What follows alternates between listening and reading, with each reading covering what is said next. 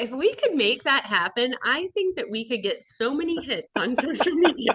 Would he be like totally You're- against it? Well, here's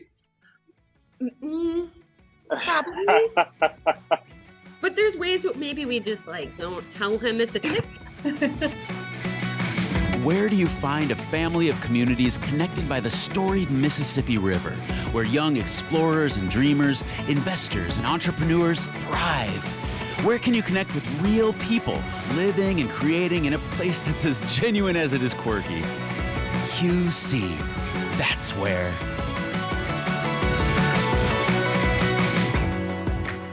Welcome to QC That's Where. I'm Katrina, your host, and today I've got two people in the brewing space in the Quad Cities. We've got Kate Schlotfeldt from Crawford, the general manager, and Curt Johnson from Green Tree Brewing over in LeClaire. He's the co-owner and brewer. So, hey, you guys, how are you today? Doing pretty good. The sun's out. Finally have patio open. Great day. Yes, I know, right? It's great. We finally are in the like 70s. I think we cracked the spring code somehow. So, well, thank you guys both for being on our podcast. We wanted to talk to you about like the QC Ale Trail and just getting kind of, getting visitors or people who haven't really explored the brewing scene a taste of what's out there. So, Curt, I'll go ahead and start with you because you've had a pretty massive career shift, hey? Yeah, I guess. I'm still making beer for a living, but now myself and Matt own the place. So. And you were over at Five Cities prior for a long time. I know a lot of people really appreciated what you were making over there. So what's kind of in store for Green Tree going forward? Oh, we're just going to try to keep the variety moving because that's what people like. They like variety. Of course, we keep, certain core beers that people don't want to beer from. So, which I'm okay with that too. Do you have like something that you're bringing with you as far as a recipe or flavor?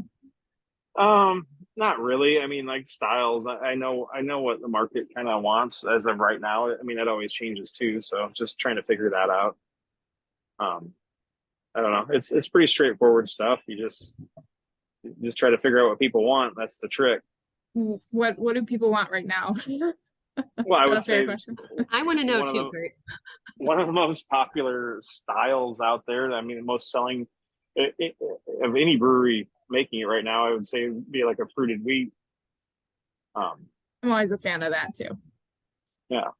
So most breweries I know of are making something, along the lines of that, as far as, pleasing the masses. So. Kate, so general manager over at Crawford, how is Crawford going? How many years in are you guys now?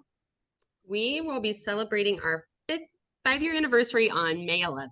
Woo, coming up. That's awesome. Yeah, that's awesome. Things are going good. We've recently installed a small batch brew system, which has been a game changer for us. We can make a bigger variety of beers without having to make a large quantity of every beer we brew. So that's really allowed us to, like what Curt was talking about, people want a variety, and we can give them that variety a lot easier now. So you can see in the back of Crawford, if anyone has not been there, inside you can see, the tanks, the machinery, everything you guys are using. Is it look any different now that you have this small batch tech? The small batch is located downstairs, so you can't see that. Everything else that you would see as you come in is the same. Okay. Yeah. Gotcha. Except, well, visually we have 6 more taps now. We had 10 and now we have 16. So what are you brewing up for this spring, summer? Like what's on your docket?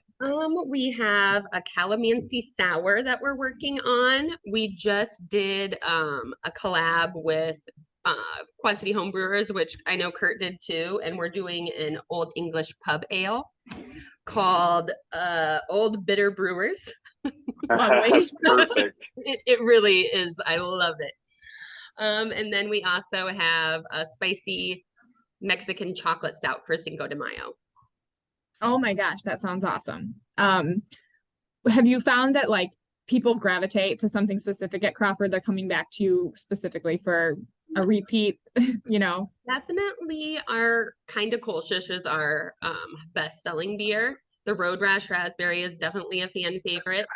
We recently released Butcher's Blood, which is a red corn lager, and that has been very, very, very popular and is now going to become one of our flagship beers. Oh, awesome. Okay, that's great. Curt, over at Green Tree, how many do you have on tap at one given time?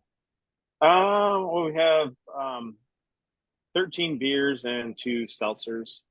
Okay. One of my favorites over at Green Tree has always been the I can't remember what it's called, but it's like a maple flavor. Oh, the Canadian breakfast. Yeah, is that something that'll stick around? Yeah, I've been messing around with those flavors from before and kind of making them my own. Yeah, it won't be, available all the time, but I will definitely be incorporating those as, along the way. It's maybe not something people want like on a hot summer day, but No, never know. no, we just our collab with Mug's Homebrew Club, we did it on Friday, and it was Mexican lager. So hopefully, fingers crossed, in time for Cinco de Mayo. Mm-hmm.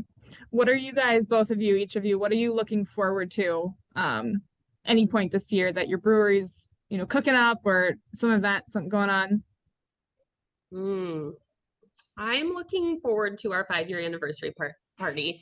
We're partnering with King's Harvest Animal Shelter, so they'll be here trying to get people to adopt dogs as well as raising money for the shelter. So that's one of my events I'm looking forward to most. Awesome. We have a few things that are not finalized yet, so I don't know if I should be promoting them till they are. Come on. So there's things that we have ideas for that are going to be very fun. So you just have to say, I have to say, stay tuned for now. Okay. Because I don't have those things finalized. So. All right. Well, we will come back to you on that. So lots of patio things happening. Okay, good.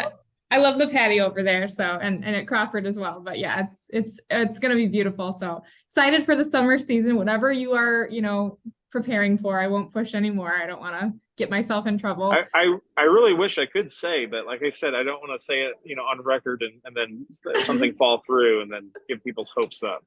So just, a big, put a pin in that, everyone, if you're listening to this, and just be ready for whatever, Green Tree has coming out. Just keep your eyes peeled. Follow the social media page. Social media. Yes. Okay.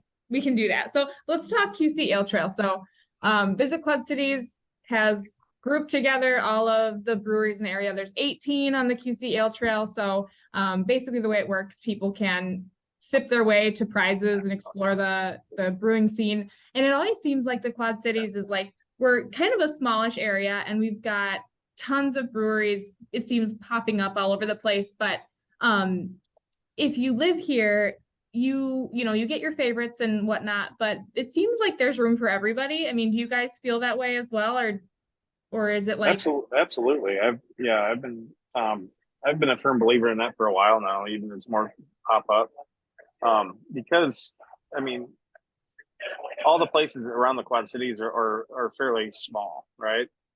And it's more of a neighborhood bar, and some places are can be I don't know. It just satisfies your neighborhood, and then if visitors, if you want to travel, so you can hop around. That's my thought. If you get to be too big, then I don't know. I feel like that's where everything's going. Is just your smaller places like us, Crawford, and everybody else around. So. Mm-hmm.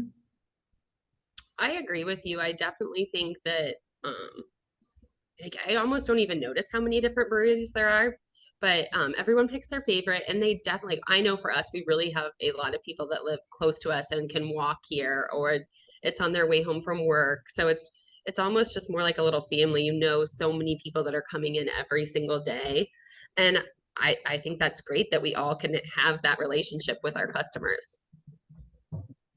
Feel free to plead the fifth on this one, but if you had to pick a craft beer from one of our local breweries that is not your own, where are you going to go? What are you going to get? Oh man. I don't go anywhere. But if you did, If I did, yeah, can you answer first? no, I honestly really, really don't know. I can't tell you the last time I was in a brewery in the Quad Cities that wasn't this one. Yeah. But if I did go to a different brewery, I can't tell you what I would order because Okay. it's different, but I would probably end up at Wake. Good choice. Good choice. I like Wake. Wake's one of my neighborhood bars, or breweries, so I definitely end up there more often than not. But I've been on kind of like an IPA kick lately, and I'm one of those people who maybe 5 years ago was like, oh, ew, no, like I couldn't, Do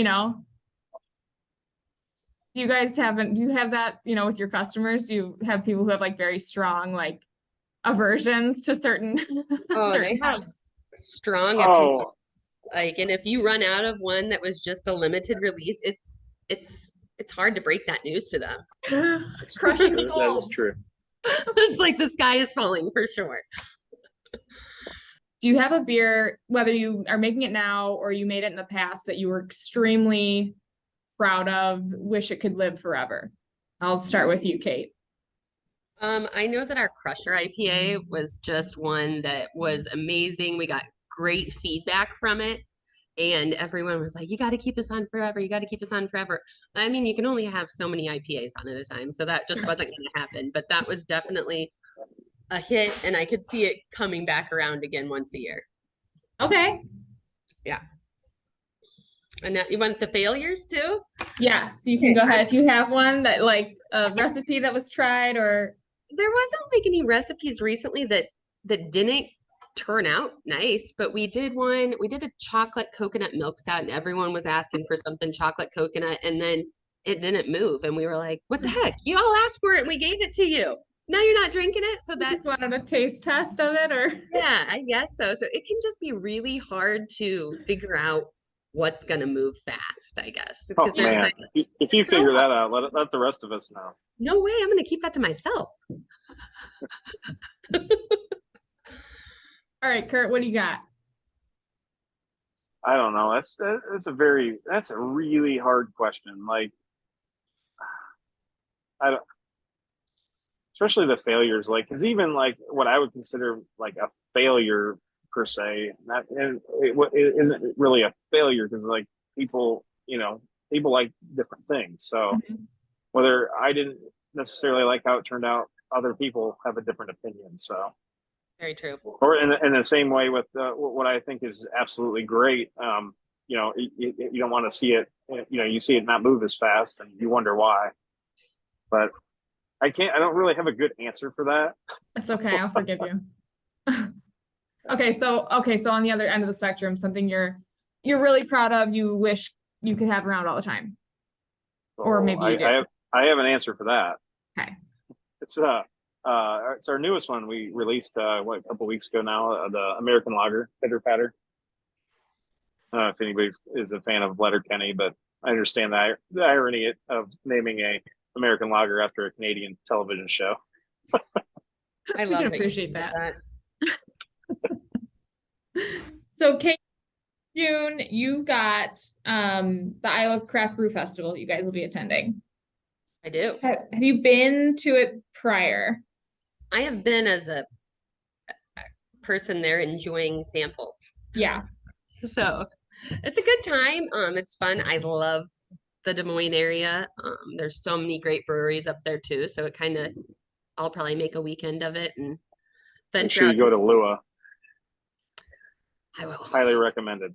I've been there a couple times. It's good. Yeah. They have I some like of the best layout German and beers stuff of around. it. And it's within walking distance of, downtown. So Yeah. I like it. Yeah. What are you bringing with you? I knew you were gonna ask that. If you don't have to answer if you don't know yet. I know that we'll bring butcher's blood. Outside of that, I'm not really sure yet. Probably our Bavarian Sun Hefeweizen because it'll be brewed and released just a week prior to that. So That'll be a good one. Going to something like that large scale, and the travel that comes with it. Like, what does it take for you guys to prepare? And Curt, if you've ever gone to any of these either, please chime in. What is the prep I've gone to more of these festivals than anybody cares to imagine. It's I will say it is an absolute ton of work to get beer from point A to point B and servable. It's a ton of work and you hate it while you're doing it, but once you get there and like see the amount of people drinking and having fun and tasting and positive feedback, then that's when it makes it worthwhile. Then you start having a good time and sampling yourself, and it's really good for me personally in this industry. It's a great way to see my friends that I don't normally get to because we're busy making beer, but that's a huge event, and we're kind of sad that we're not going to be able to make it, but things are pretty chaotic around here. So as of right now, we'll start getting back into more beer events, after we get our bearings. So how can people find you guys on social? The easiest way and what we utilize most on social media is definitely Facebook. You'll see a post about our weekly events every Monday. There's a daily post about what food truck we have, what we have going on, because we do have a set food truck that comes every single day of the week. So that is the fastest and easiest way to find that information. Cool. That is the same for us. Facebook and Instagram, it's they're linked together. So you're a platform you follow. We update weekly of what we're doing and reminders for special events, and so. I just got to get on TikTok. Yeah, you're right. I've seen some really awesome. Some of my brewing buddies have pretty hilarious TikTok channels that they do crazy stuff with. And it's hilarious, but. Yeah, I don't know if we're that funny. You'd be surprised once you start it, what you can come up with, like just what comes out of your coworkers' brains. I would love to see Scott Shaw on TikTok. I would pay Scott Shaw to be on TikTok. I think I'd have to maybe. Scott, are you up here? Okay, so there's still that. If we could make that happen, I think that we could get so many hits on social media. Would he be like totally against it? Well, probably. But there's ways that maybe we just don't tell him it's a TikTok. The staff photos, Scott. Smile. Yes, exactly. So it could happen, and that would make it much more enjoyable, in my opinion. So for listeners, what do we need to know about Scott? Who is Scott to Crawford? He's our brewer. He's great. We like to call him Big Grumpy. We can make a TikTok out of that. I will come to Crawford and I will collab with you guys. Visit Quad Cities in Crawford. Get Big Grumpy on TikTok. Yeah, I think it should be a mission. I think it should. I like it. I'm on board. Okay, well, good. I'm ready to. I'll take the project on. We'll see how we can do. So I might have to start job searching after that, but it's fine. Okay, well, I won't put your job in. So never mind. We'll table that discussion. Thank you guys so much. I want to throw it over to you to answer the age-old question. QC, that's where, and fill in the blank. So, Curt, you want to go first? Sure. The Quad Cities, that's where beer's made. Yeah, love it. Gosh. Quad Cities, home of the pickle wrap war. Amen. Well, thank you guys. This was really fun. I really appreciate it. So follow Green Tree, follow Crawford on social media. I will link all of those in the description to whatever platform you are listening on. And for more brewing news and where to find some local taps, go to qcaletrail.com and we will see you guys next time. Thanks for listening to QC, That's Where, a podcast powered by Visit Quad Cities. Text Visit QC to 38314 for insider events, activities, and updates sent straight to your phone. That's VISITQC, one word, to 38314. Message and data rates may apply.